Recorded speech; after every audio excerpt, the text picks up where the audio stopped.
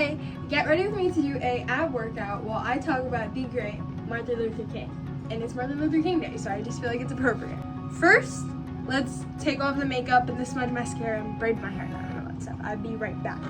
Okay, now that we have our workout clothes on, what I'm going to do is do my braid out and talk to you about MLK. This is how my hair looks, relatively damp and combed out, so definitely a lot of shrinkage from when it's dry.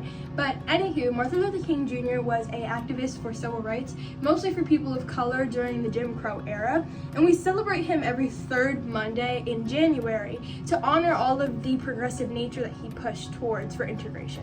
If you're unfamiliar with Dr. King, he was born on January 15th of 1929, and he began to become famous for his protesting journey for civil liberties after he led the Montgomery bus boycott after Rosa Parks got arrested.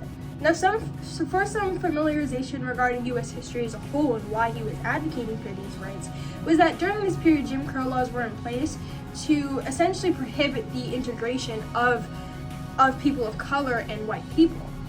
And although we don't see this typically happening today, it was Martin Luther King's protesting nature and overall advocacy that pushed for progressive movements that allowed for us to have an integrated society that we have today.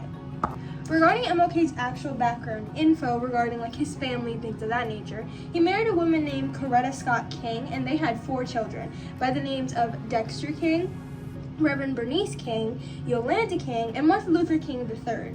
Today, Reverend Bernice King is still alive along with Martin Luther King III, whereas one of his other children died in 2024 and the other died in 2007.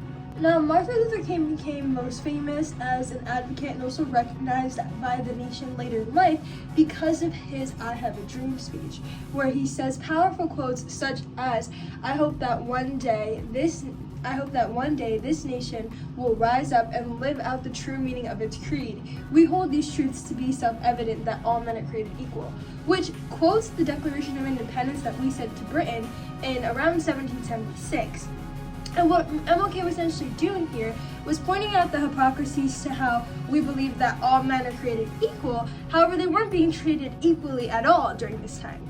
Unfortunately, like many African American protesters, Martin Luther King Jr. was unfortunately assassinated on April 4th of 1968 by a man named James Earl Ray, who was a white supremacist. And this all happened in Memphis, Tennessee, and James Earl Ray was later sentenced to 99 years in prison.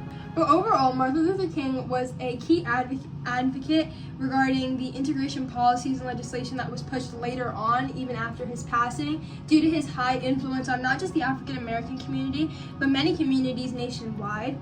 And it has allowed for the creation of such a high population of multiracial people because we now have this integration of societies.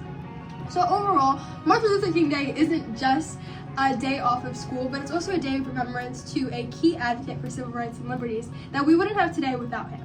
But this is the hair, and I end up probably going to take it out tomorrow to have a little braid out moment for my psych test to feel a little better about myself.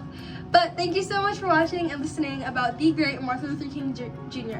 And stay tuned on Sister Bridge for more, not just history, but also current events, not just about African Americans, but also multiracial people and other races. Thank you, bye!